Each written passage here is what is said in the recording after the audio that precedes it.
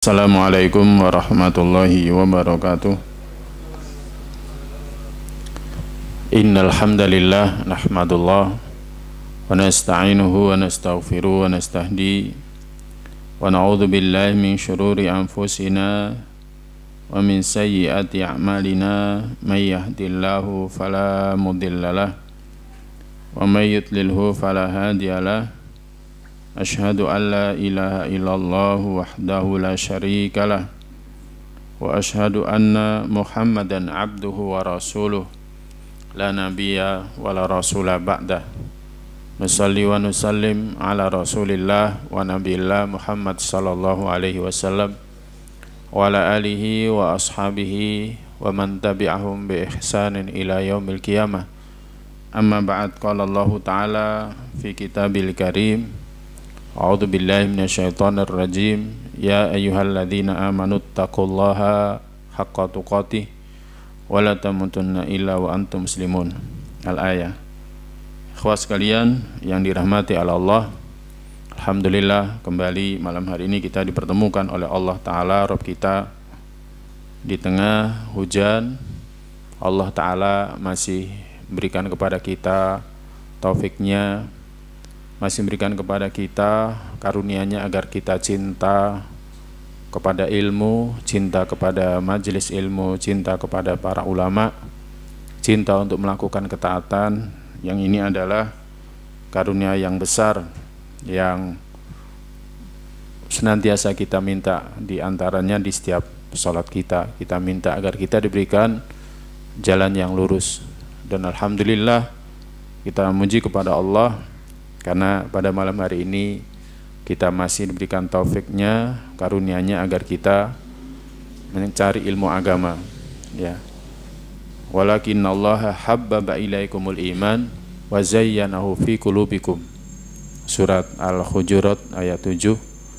Akan tetapi Allah membuat kalian cinta kepada keimanan, wa zayyanahu fi qulubikum, dan Allah menjadikan itu indah di dalam hati kalian, sehingga hujan tidak menghalangi untuk mencari ilmu, hujan tidak menghalangi untuk sholat berjamaah, hujan tidak menghalangi untuk melakukan ketaatan kepada Allah Ta'ala. Ini karunia yang adalah kita bersyukur kepada Allah dan berharap Allah terus memberikannya kepada kita. Tak lupa salawat serta salam adalah senantiasa kita sampaikan kepada junjungan kita Nabiullah Muhammad SAW, yang seluruh kehidupannya adalah uswah, yang adalah kita mengikutinya, adalah kita menaati setiap sabda-sabdanya, mengikuti setiap hadis-hadisnya, agar kelak kita tidak terhalang untuk ketemu dengan beliau di telaganya, agar kita bisa minum dari air telaganya. Kemudian kita berharap selamat dari semua kengerian kehidupan akhir ketika tiba, dan kita berharap dikumpulkan di surga yang sama dengan beliau, dengan keluarga dan sahabatnya sallallahu alaihi wasallam. Ikhwas sekalian yang dirahmati oleh Allah Ta'ala, pada pertemuan yang lalu telah kita bahas hadis tentang peristiwa Isra dan Mi'rajnya Nabi kita sallallahu alaihi wasallam, yang pada intinya dari peristiwa Isra Mi'raj ada 4 perkara penting yang kita mesti mengimaninya. Di antaranya adalah pembelahan dada. Jadi sebelum Nabi sallallahu alaihi wasallam diisrakan, kemudian dimi'rajkan, Nabi sallallahu alaihi wasallam dibelah dadanya oleh malaikat Jibril alaihissalam. Dan ini adalah mukjizatnya beliau. Pada masa ketika itu ilmu kedokteran tidak berkembang pada masa sekarang. Kemudian juga peristiwa Isra, di mana beliau diperjalankan dari Baitullah Ka'bah kemudian ke Baitul Maqdis yang berada di Syam. Kemudian berikutnya adalah peristiwa Mi'raj, yakni beliau dinaikkan dari Baitul Maqdis ke Sidratul Muntaha, langit tertinggi.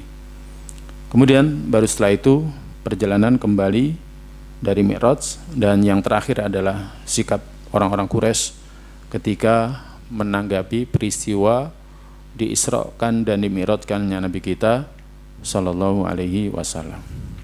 Yang jelas ikhwas sekalian yang dirahmati Allah, peristiwa Isra Mi'raj adalah mukjizatnya Nabi.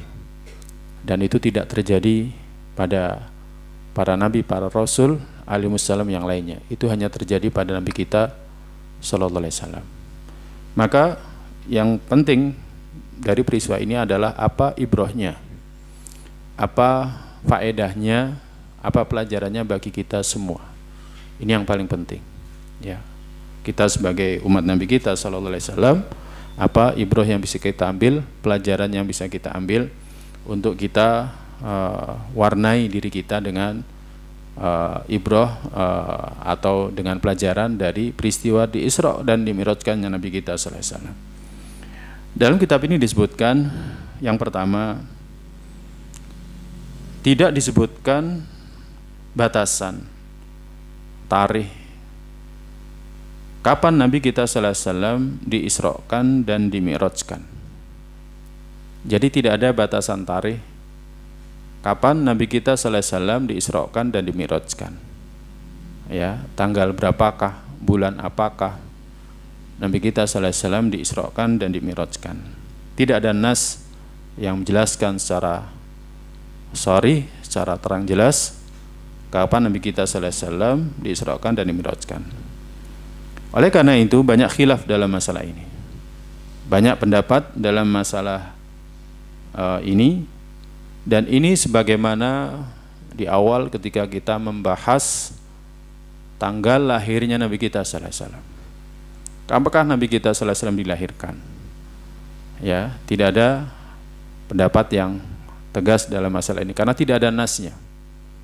Tapi yang telah disepakati adalah hari wafatnya Nabi dan tanggal wafatnya Nabi. Bahwa Nabi sallallahu alaihi wasallam wafat pada hari Senin, demikian juga beliau diwafatkan tanggal 12 Rabiul Awal. Ya. Adapun kapan beliau dilahirkan, maka tidak ada nas yang qat'i tentang masalah ini, justru ada khilaf dari para ulama.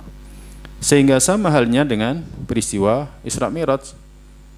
Sebagaimana tidak ada tarikh yang pasti, ya, kapan Nabi kita sallallahu alaihi wasallam diisrakan, dimi'rajkan, karena tidak ada dalil ataupun nas yang qat'i, yang pasti, yang menjelaskan kapan Nabi sallallahu alaihi wasallam diisrakan dan dimi'rajkan, maka kaitan Isra Mi'raj itu tidak ada fadilah.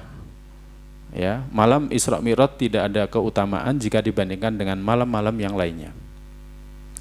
Jadi malam Isra Mi'rajnya Nabi sallallahu alaihi wasallam itu tidak ada fadilah atas malam-malam yang lainnya dalam masalah amal.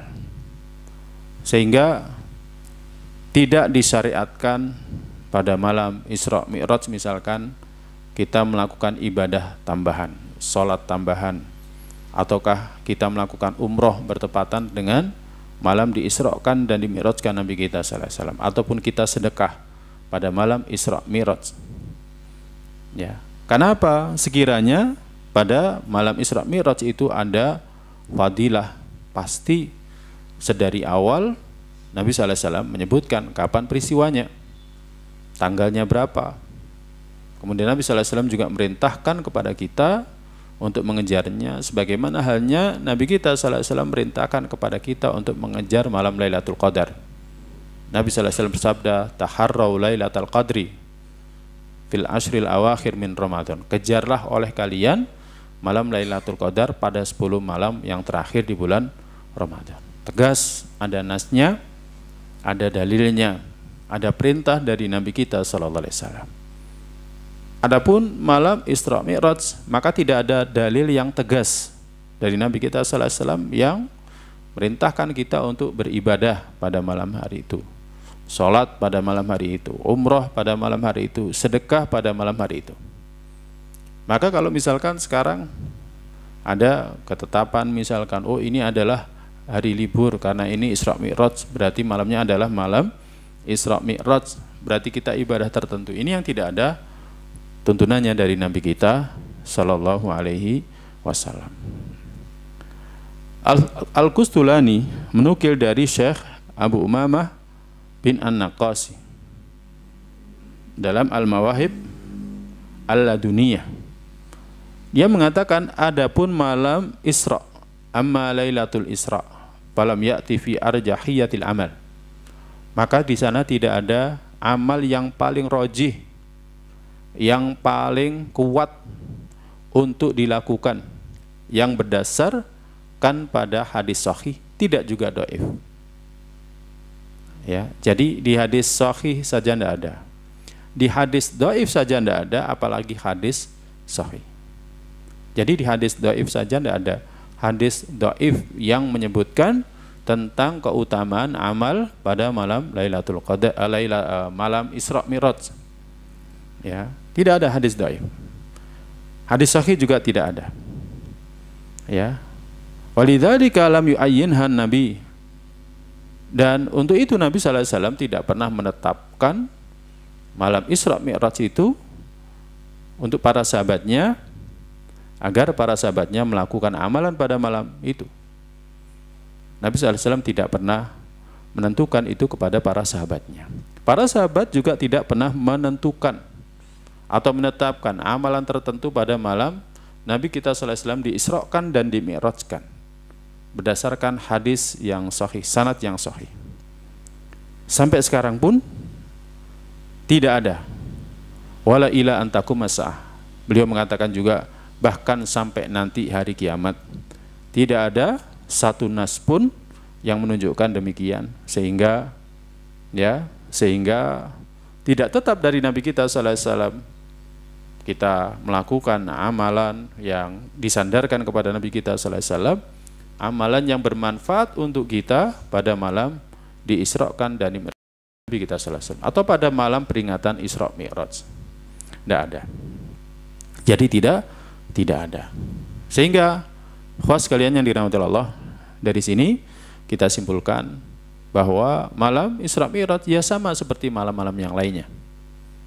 Sama seperti malam-malam yang lainnya. Kita tidak muliakan karena Nabi kita sallallahu alaihi wasallam tidak muliakan, para sahabat juga tidak pernah memuliakan, tidak ada nas bahkan dari para sahabat yang menetapkan keutamaan, kemuliaan daripada malam diisrakan dan dimi'rajkannya Nabi kita sallallahu alaihi wasallam. Imam Ibnul Qayyim rahimahullah ta'ala menukil dari gurunya Syekhul Islam Ibnu Taimiyah. Dia mengatakan, lam yakum dalil ma'lum ala lailatul Isra. Tidak ada dalil yang diketahui yang menjelaskan tentang malam Isra Mi'raj. Dalil untuk beramal pada malam Isra Mi'raj. Tidak juga pada bulannya, 10 harinya, atau pas malam Isra Mi'rajnya untuk melakukan amal pada malam Isra Mi'raj, pada malam kita memperingati Isra Mi'raj. Tidak ada dalil. Ya. Balin nukul fi dzalika munqati'ah mukhtalifah. Bahkan penukilan itu terputus dan berbeda-beda, tidak ada satu pun laisa fiha ma yaqta, tidak ada satu pun yang pasti. Jadi tidak ada satu pun yang pasti. Sehingga wala syar'a lil muslimin takhsisul lailah. Sehingga tidak disyariatkan bagi kaum muslimin untuk mengkhususkan malam yang allati yadunnu anha lailatul Isra, yang mereka mengira itu adalah malam Isra Mi'raj. Untuk sholat malamkah? Untuk kegiatan apakah? Tidak ada. Ya, jadi tidak ada. Ini yang dikatakan oleh Syekhul Islam Ibnu Taimiyah sebagaimana dikutip oleh Imam Ibnul Qayyim dalam kitab Zadul Ma'ad. Demikian juga Syekh Syinqiti, penulis tafsir Adwaul Bayan, gurunya Syekh bin Baz, termasuk yang mendirikan Universitas Islam Madinah. Beliau mengatakan, lam yathbut min tariqin sahih wala hasan. Tidak ada nas baik dari jalan yang sahih ataupun jalan yang hasan. Anal Isra kana fi Rajab, bahwa bulan Isra itu bahwa Isra Mi'raj itu terjadi di bulan Rajab. Tidak ada.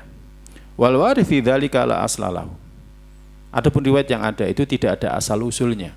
Jadi periwayatannya tidak sampai ke sahabat, apalagi sampai ke Nabi kita sallallahu alaihi wasallam. Kalau sampai ke sahabat saja, paling tidak riwayatnya ya mauquf. Kalau sampai ke Nabi sallallahu alaihi wasallam, ya riwayatnya berarti mausul sampai ke Nabi. Tapi sampai ke sahabat saja tidak ada.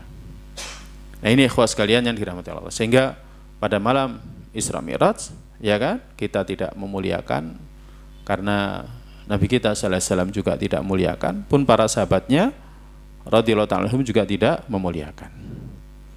Tapi yang paling penting adalah ya peristiwa, pelajaran dari peristiwa itu yang kita bisa mengambilnya. Ya, di antaranya seperti istiqomah dalam menegakkan sholat, karena Allah memberikan kepada kita karunia dalam sehari semalam hanya 5 kali kita menegakkan sholat wajib, ya kan, setelah sebelumnya disyariatkan 50 kali dalam sehari semalam. Kemudian perhatian kepada sholat 5 waktu, karena apa?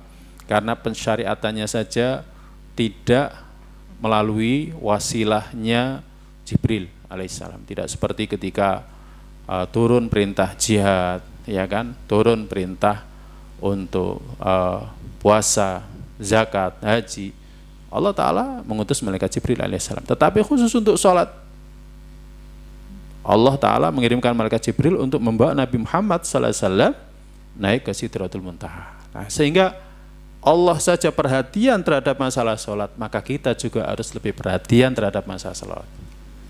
Ya, untuk pensyariatan sholat saja sampai Allah mengutus malaikat Jibril agar membawa Nabi SAW ke Sidratul Muntaha, berarti menunjukkan perhatian yang besar dari Rabb kita atas syariat ini, maka kita pun juga harus perhatian. Nah, seperti itu. Ini nanti ada pelajaran pada pelajaran berikutnya. Kemudian yang kedua, ibrah atau pelajaran dari peristiwa ini, orang-orang mendustakan Rasul sallallahu alaihi wasallam perihal kisah Isra dan Mi'rajnya beliau. Perihal kisah Isra-nya. Ini belum sampai Mi'rajnya. Wastab'adu wuqu'ah, dan mereka menganggap bahwa ya realitanya nggak mungkin, ya tidak mungkin kenyataannya, nggak mungkin terjadi. Ya, jadi peristiwa Isra itu nggak mungkin terjadi. Mereka mendustakan Rasul sallallahu alaihi wasallam. Ya, khususnya orang-orang kafir Quraisy. Ya, mereka lalai dari ayat yang Allah Azza wa Jalla turunkan, yakni surat Al-Isra atau surat Bani Israil ayat pertama, di mana dalam surat itu Allah berfirman, Subhanalladzi asra bi abdi, Maha suci zat yang asra bi abdi, yang telah memperjalankan hambanya. Maka Allah Azza wa Jalla yang asra bi abdi, yang memperjalankan hambanya, bukan Nabi sallallahu alaihi wasallam yang berjalan sendiri, bukan. Ya, bukan. Ya, kalau kita mengimani Allah ala kulli syai'in qadir, maka Allah kuasa memperjalankan hambanya, ya kan, dari Mekah, dari Masjidil Haram menuju Baitul Maqdis hanya semalam. Yang ketika itu untuk mencapainya tidak mungkin dalam waktu semalam, paling tidak 2 bulan ketika itu. Jadi untuk bisa sampai dari Mekah ke Syam ke Baitul Maqdis ketika itu waktu tempuhnya 2 bulan, paling tidak 2 bulan. Ya, jadi orang-orang Quraisy menganggap ini sesuatu yang nggak nyata, nggak mungkin akan terjadi. Istab'adu wuqu'ah. Jadi mereka menganggap jauh kejadiannya, nggak mungkin hal seperti ini bisa terjadi, terjadi pada Nabi kita sallallahu alaihi wasallam. Tapi mereka lupa firman Allah bahwa Allah Subhanalladzi asra bi abdi, Maha suci zat yang telah memperjalankan hambanya. Jadi yang berjalan itu bukan Nabi sendiri. Nabi sallallahu alaihi wasallam juga dalam ayat ini tidak menasabkan, tidak menyandarkan perjalanan itu pada dirinya. Bukan saya yang berjalan, tetapi saya diperjalankan. Bukankah dalam ayat ini Allah berfirman, Subhanalladzi asra bi abdi, Maha suci zat yang telah memperjalankan hambanya. Ya, ini khas sekalian yang dirahmati Allah. Maka orang yang mendustakan peristiwa Isra Mi'raj dan menganggap tidak mungkin, ya kan, mustahil berarti sama saja dia dengan menuduh Allah tidak kuasa. Sama saja halnya dengan menuduh bahwa Allah tidak kuasa. Allah kuasa. Ya, memang ini bukan kekuasaannya Nabi. Nabi nggak kuasa untuk melakukan itu, tetapi Allah yang memperjalankan nabinya, memperjalankan rasulnya, utusannya. Jadi yang kuasa itu adalah Allah Subhanahu wa ta'ala. Ini ikhwas sekalian yang dirahmati oleh Allah Subhanahu wa ta'ala. Kemudian pelajaran yang ketiga, dalam peristiwa Isra Mi'raj terjadi banyak sekali ayat yang khariqul adah, ayat yang di luar kekuasaan manusia, khariqul adah, luar biasa. Ya, di antaranya Ibnu Hajar rahimahullah ta'ala mengatakan, ya, semua yang terjadi, jami' ma warada, semua yang terjadi, ya Kak, ini adalah perkara-perkara khariqul adah, perkara-perkara yang luar biasa. Seperti apa? Syikus sadar, tadi di awal kita sampaikan, yakni pembelahan dada. Jadi pembelahan dada ini perkara yang luar biasa pada masa itu. Pada masa sekarang ya sudah sering kita tahu, ya kan? Tapi pada masa itu luar biasa. Dan ini adalah mukjizatnya Nabi. Dan belum ada yang menyamai. Sekarang misalkan orang dibelah dadanya gitu kan, nggak mungkin dia dibius lokal, mesti total. Wong dadanya dibelah kok.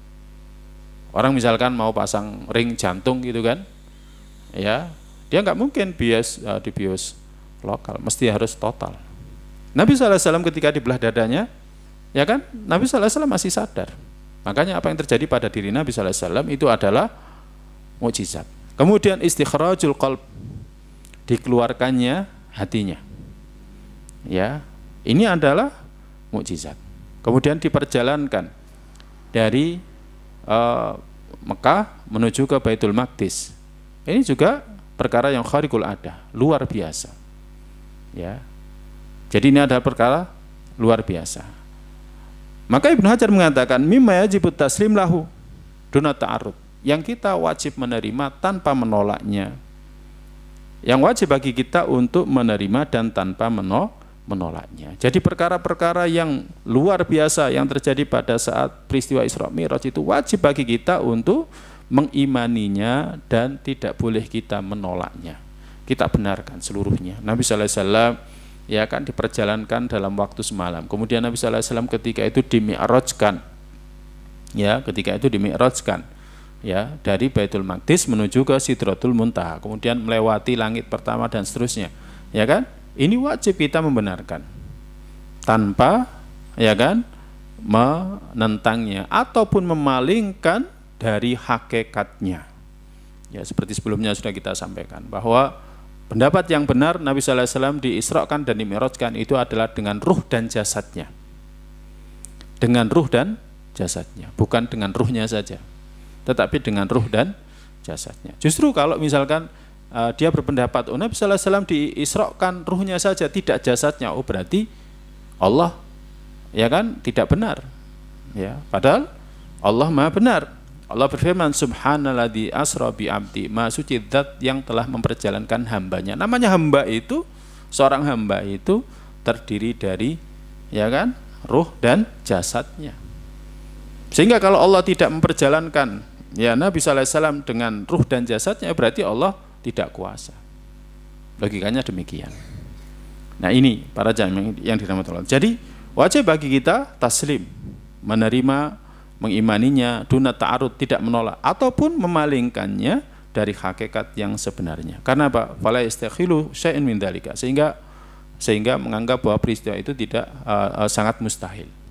Jadi menganggap peristiwa itu sangat mustahil. Tidak demikian. Orang beriman wajib mengimaninya, termasuk peristiwa-peristiwa khariqul ada di sana. Kemudian para jamaah yang dirahmati Allah, yang keempat, di antara hikmah kenapa Isra dulu dari Mi'raj, kenapa Isra lebih dulu dari Mi'raj?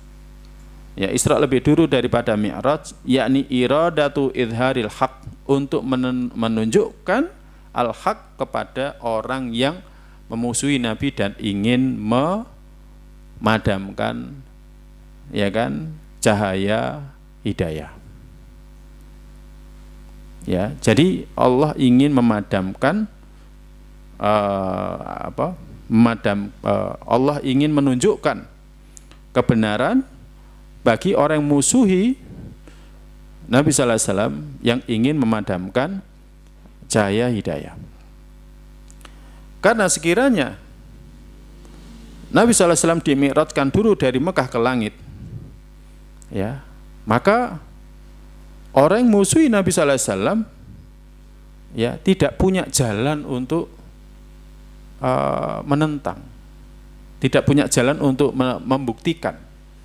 Beda ketika Nabi sallallahu alaihi wasallam diisrakan lebih dulu, maka orang-orang yang menentang Nabi, mereka punya jalan untuk membuktikan Nabi benar atau enggak. Makanya dalam peristiwa Isra, ketika Nabi sallallahu alaihi wasallam siang harinya ditanya oleh pamannya, ditanya oleh Abu Jahal, ya, ditanya oleh Abu Jahal, sepertinya engkau muram, masam, ada apa? Akhirnya dia cerita bahwa semalam dia diisrakan.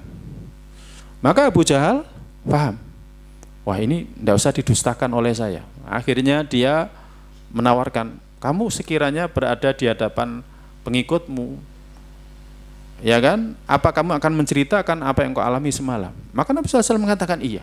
Berarti Abu Jahal ketika itu dapat kesempatan untuk mengalahkan Nabi SAW, untuk menumbuhkan keraguan-raguan pada diri orang yang mengikuti Nabi SAW, sehingga akhirnya mereka berhenti mengikuti Nabi SAW, kemudian mereka murtad dari agama yang dibawa oleh Nabi SAW. Akhirnya setelah itu Abu Jahal pun mengajak Nabi SAW di tempat kumpulnya orang-orang, kemudian disuruh menceritakan. Nah, dari situlah akhirnya Nabi SAW pun menceritakan tentang Baitul Maqdis. Semua orang tahu bahwa Nabi SAW tidak pernah pergi ke Syam, tidak pernah pergi ke Syam. Semua orang tahu bahwa Nabi kita SAW nggak pernah pergi ke Syam, karena Nabi SAW itu dijaga betul oleh kakeknya Abdul Muthalib, dijaga betul oleh Abu Thalib. Apalagi setelah peristiwa pertemuan dengan pendeta Bahira Abu Khairah, ya kan, betul-betul dijaga, sehingga tidak pernah keluar sampai jauh, sampai ke Baitul Maqdis, sampai ke Syam, sampai ke Yaman. Tetapi orang-orang yang pernah datang ke Baitul Maqdis, ya kan, minta kepada Nabi SAW untuk menjelaskan bagaimana sih Masjidil Aqsa itu. Akhirnya Allah Ta'ala berikan mukjizatnya kepada Nabi SAW. Allah tunjukkan Baitul Maqdis itu di hadapan Nabi SAW, sehingga ketika ditanya, Nabi SAW bisa menjelaskan, ya, tiang-tiangnya, pintu-pintunya, atau gambaran daripada Baitul Maqdis. Maka semua orang akhirnya membenarkan. Orang-orang pernah ke sana akhirnya membenarkan. Nah, sehingga ini diantara hikmah kenapa Isra lebih didahulukan daripada Mi'raj. Ketika Isra didahulukan daripada Mi'raj, yang terjadi ketika itu, ikhwas sekalian yang dirahmati Allah Subhanahu wa taala, orang-orang yang mau menentang Nabi itu punya ilmu, ya kan, tentang Baitul Maqdis, gambaran daripada Masjidil Aqsa. Mereka punya ilmu, ya, sehingga ketika Nabi SAW bisa menjelaskan, seharusnya mereka tidak ada jalan untuk mendustakan apa yang dikisahkan oleh Nabi SAW. Tidak ada jalan untuk mendustakan apa yang disampaikan oleh Nabi SAW.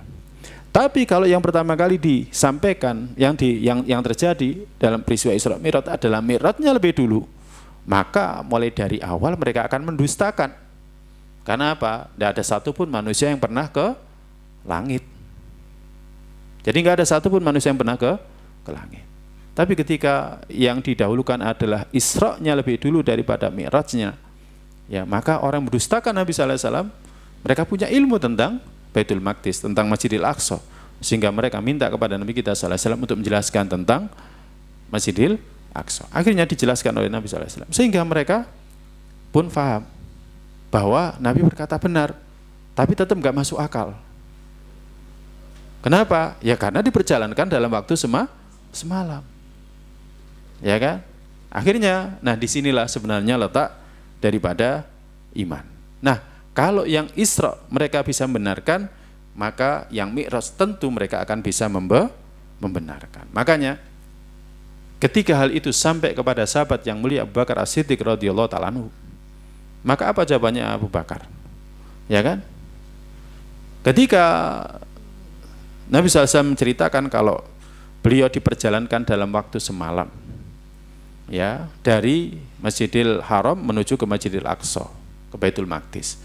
Maka dia mengatakan sekiranya yang disampaikan itu benar, maka kalau dia menyampaikan yang lebih menakjubkan dari itu, aku juga akan beriman, aku juga akan percaya.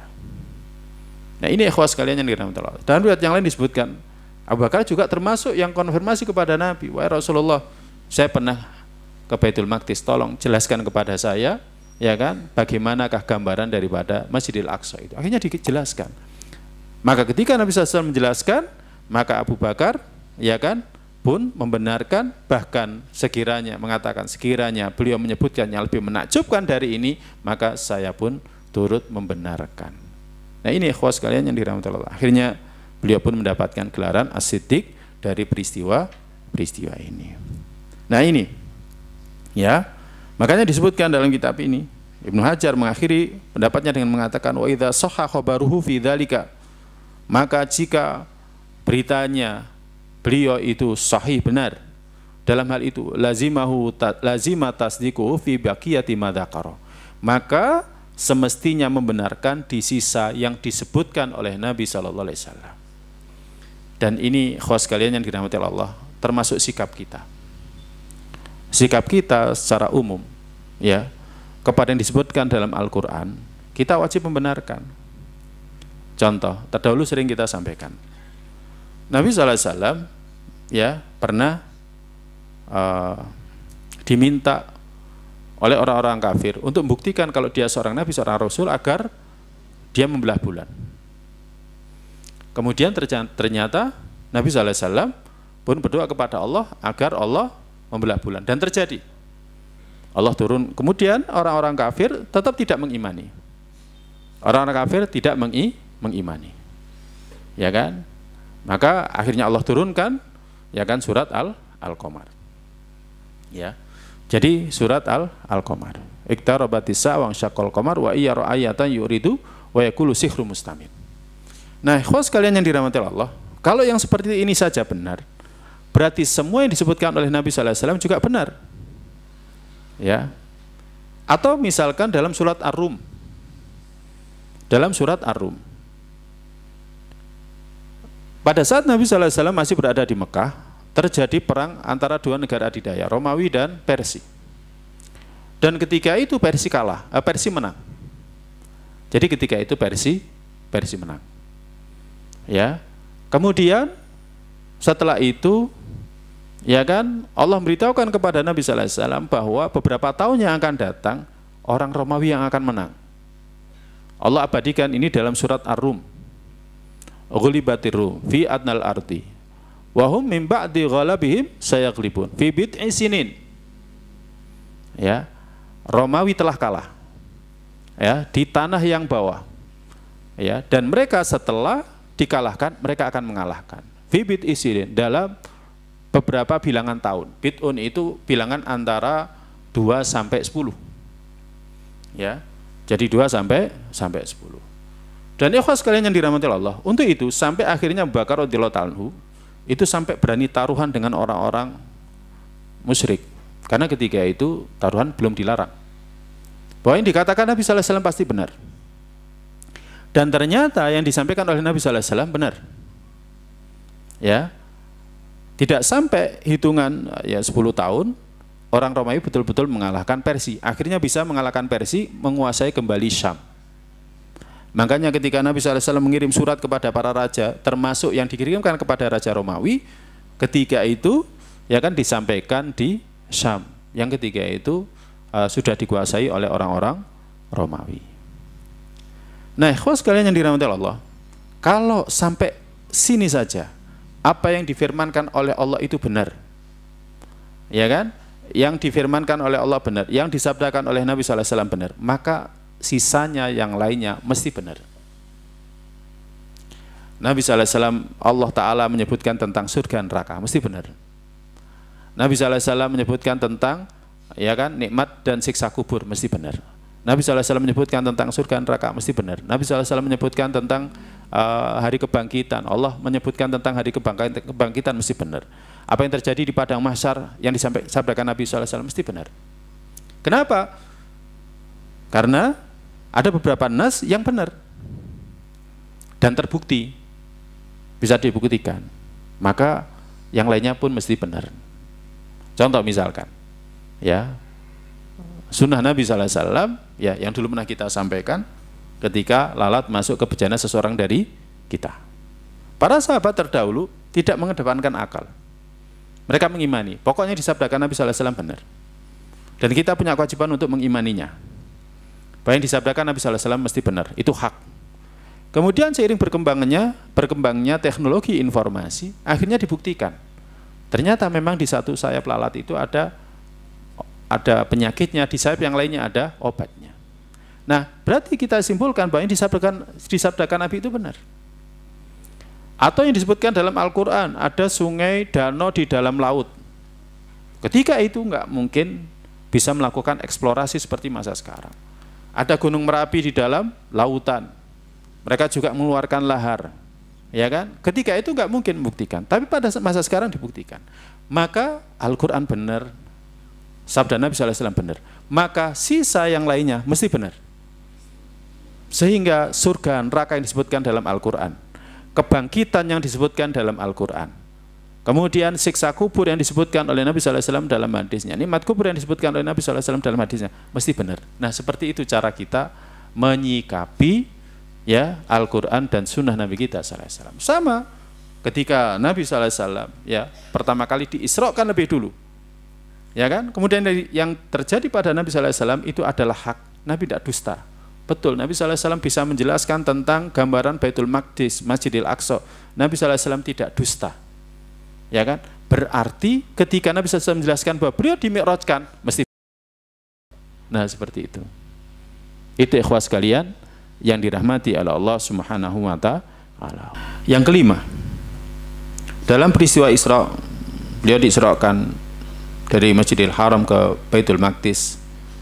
Kemudian beliau dinaikkan dari Baitul Maqdis ke langit, menunjukkan kedudukan yang agung dari Masjid Al-Aqsa. Jadi Nabi SAW diisrakan dari Masjidil Haram ke Masjidil Aqsa, kemudian dimi'rajkan dari Masjidil Aqsa. Jadi naiknya ke langit itu dari Masjidil Aqsa, bukan dari Masjidil Haram.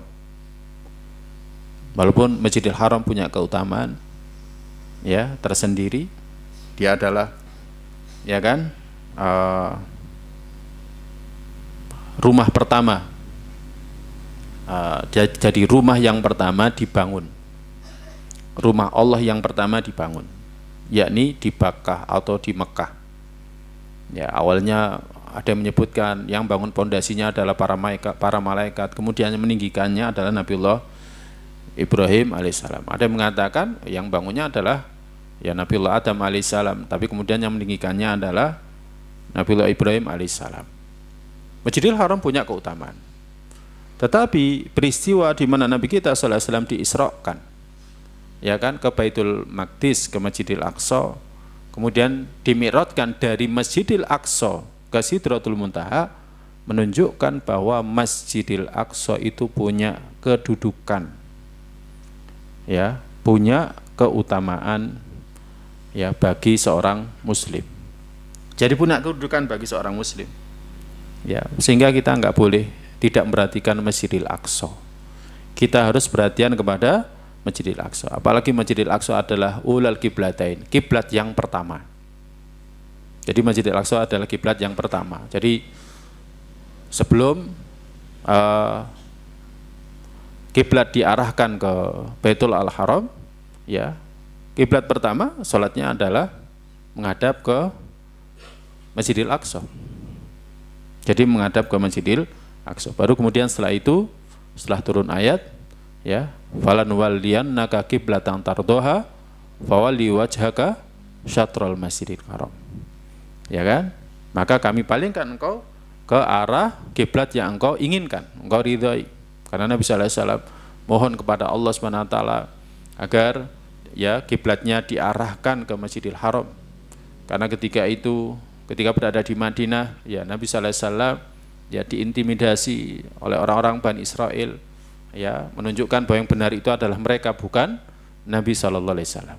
Ya sampai akhirnya turun ayat itu, kemudian akhirnya kiblatnya pun berubah dari Masjidil Aqsa menuju ke Masjidil Haram. Jadi berubah 180 derajat. Memang 180 derajat. Ya, ada sahabat-sahabat yang belum sampai kepada mereka ayat itu, ketika itu mereka menghadap sholat ke utara, ke Syam, ke Masjidil Aqsa. Kemudian ketika turun ayat itu, mereka belum tahu. Kemudian ada sahabat yang beritahu, ketika itu mereka sedang ruku. Ketika itu mereka sedang ruku. Dan langsung ketika disampaikan ayat itu, mereka langsung merubah ruku mereka. Ya, mereka sholat berjamaah, mereka merubah ruku mereka, ya kan, 180 derajat ke arah Masjidil Haram. Nah, jadi ini menunjukkan makanah kedudukan daripada Masjidil Aqsa. Sehingga seorang muslim harus ada perhatian ke sana. Ya, perhatian itu bukan hanya sekedar perhatian diperhatikan dengan matanya, bukan hanya itu. Ya, yang tidak kalah penting adalah perhatian dengan hatinya, perhatian dengan lisannya, dengan banyak berdoa. Berdoa agar diberikan kesempatan untuk bisa sholat di sana. Ya kan, harapan untuk bisa sholat di sana. Ya, berharap agar ya kan Masjidil Aqsa dibebaskan dari penjajah yang menjajah mereka. Nah, ini khas kalian yang dirahmati oleh Allah Subhanahu wa taala.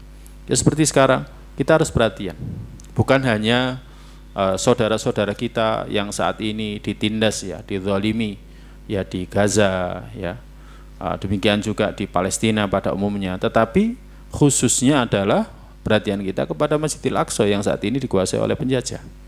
Ya, kita berharap agar bisa sholat di sana. Kalau sholat di Masjidil Haram, di Masjid Nabawi, setiap kali kita umroh, ya paling tidak kita umroh bisa, tetapi Masjidil Aqsa sampai saat ini masih belum kita bisa. Kita harus punya harapan bisa sholat ke sana. Jadi punya harapan bisa sholat ke sana. Maka itu diantara bentuk perhatian kita, ya, diantara bentuk perhatian kita. Atau diantara bentuk perhatian kita juga kita mendoakan, ya kan, agar orang-orang kafir itu, ya kan, dibinasakan oleh Allah Subhanahu wa taala secara umum, ya. Orang-orang yang menjajah kaum muslimin, ya, di Palestina, di Syam, ya kan, agar mereka, ya kan, orang Islam diberikan kemenangan atas orang-orang yang mendolimi mereka, yang menjajah mereka. Ya, jadi seperti itu. Paling tidak perhatiannya demikian. Wallahu a'lam bishawab. Mungkin ini yang bisa kita kaji pada pertemuan kali ini. Kita baru sampai pelajaran yang kelima dari peristiwa ini. Masih ada pelajaran yang lainnya sampai 15 yang disebutkan dalam kitab ini.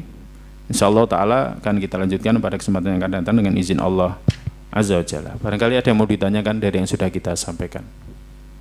Ada yang mau ditanyakan?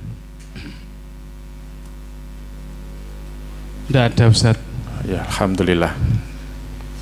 Atau materinya terlalu berat? Enggak, ya? InsyaAllah enggak. InsyaAllah materinya enggak berat. Enggak ada politiknya kok. Jadi enggak berat. Enggak ada politiknya, enggak berat. Ya, tadi sudah kita sampaikan diantaranya beberapa pelajaran yang insya Allah akan kita ambil, ya, seperti perhatian terhadap sholat 5 waktu kita, ya, perhatian terhadap sholat 5 waktu kita, itu yang utama. Kemudian yang enggak kalah penting adalah iman, ya, iman. Jadi at-tasdiq, membenarkan peristiwa-peristiwa khariqul adah, di luar adat, luar biasa. Ya, luar biasa yang dialami oleh Nabi kita sallallahu alaihi wasallam. Bahwa ini adalah mukjizat.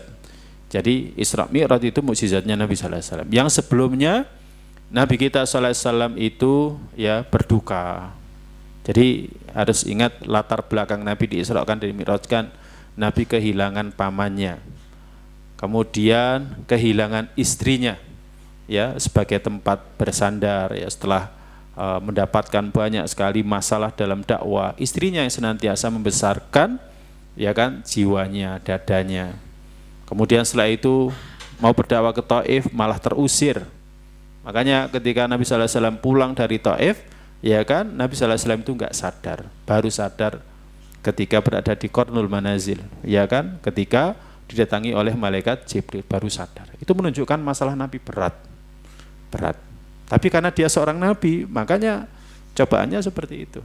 Kita laki-laki kan kadang juga ada masalah, saking beratnya masalah itu sepeda motoran nggak sadar, ya kan, tiba-tiba sampai rumah, tiba-tiba sampai lu kok sudah sampai di sini, gitu kan, untung nggak kecelakaan.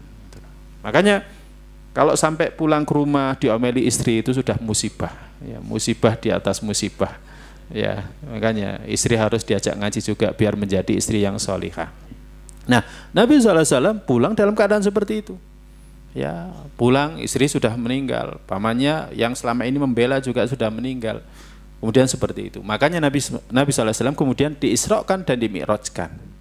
Ya, sehingga Nabi SAW semakin gencar lagi dalam berdakwah karena dia tahu berada di atas al-haq. Dia tahu berada di atas al-haq. Wallahu a'lam bishawab. Semoga yang kita kaji bermanfaat untuk saya pribadi dan kita semuanya. Semoga Allah Ta'ala memberikan kepada kita kebaikannya. Allahumma inna nas'aluka ilman nafi'an thayyiban wa amalan mutaqabbala. Allahumma inna ala dzikrika syukrika wa husni ibadatik. Allahumma qina adzabaka yauma tab'atu ibadaka. Sallallahu nabiyina Muhammadin sallallahu alaihi wasallam. Kita akhiri dengan doa penutup majelis. Subhanakallahumma bihamdika asyhadu an la ilaha illa anta astaghfiruka wa atubu ilaik. Assalamualaikum warahmatullahi wabarakatuh.